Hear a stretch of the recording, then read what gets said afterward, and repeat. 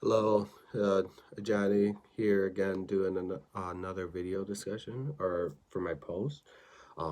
It is Sunday, so go Bills, and I'll hop right into it.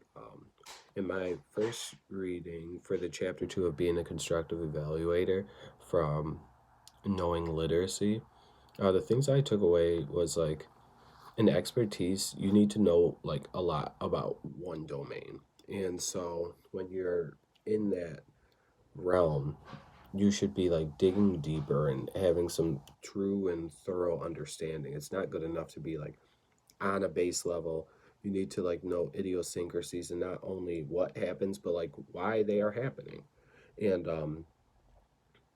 I found it interesting how they pointed out how an expert and a novice can look at the same activity and the expert just sees more because the expert understands a little bit more, and that's how you are an expert rather than a novice, because as you're seeing things, your comprehension of them are a little bit different. It's a little bit deeper. You're thinking on a higher level because that's where you spend the majority of your time. Um, i do notice that some reading activities I do see a little bit deeper than some of my non-reading literacy colleagues. However, I do not think that I am an expertise by any means.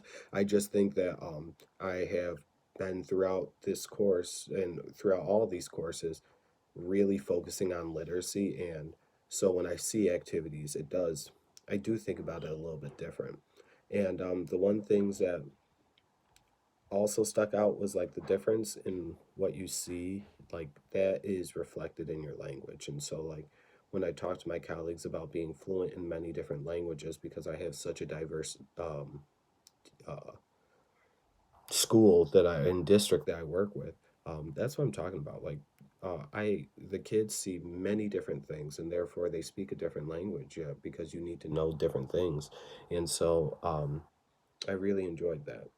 Then in the It Takes Two evaluation as social interaction, a couple of the things I took away were like, yeah, I thought it was cool that like there was a middle-aged white woman, meeting this person of color, and she had to like go through and meet him where he was in order to achieve a common goal. And I think that for a lot of teachers, that's what's happening.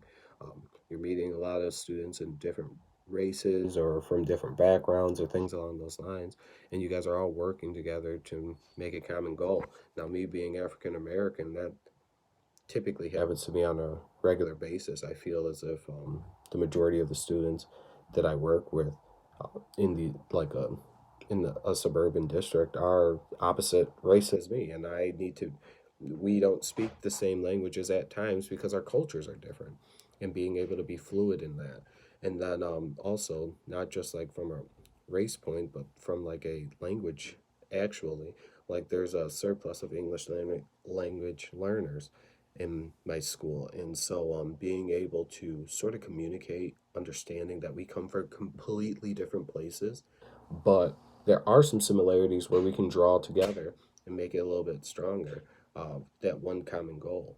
And then so the other thing that sort of stuck out to me was like the standardized testing.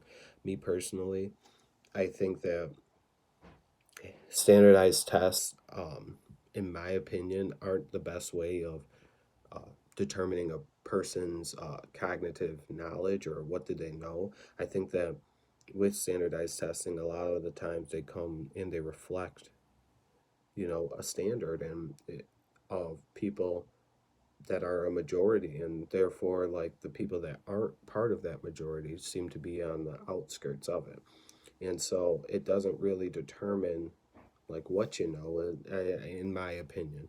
But yeah, these readings were really good. I went through it. I spent a lot of time with my kiddo working on some of his literacy, and this was a really good week. And I think it'll get better because the Bills play today. All right, so you guys have a good one. Hope you enjoyed it. All right.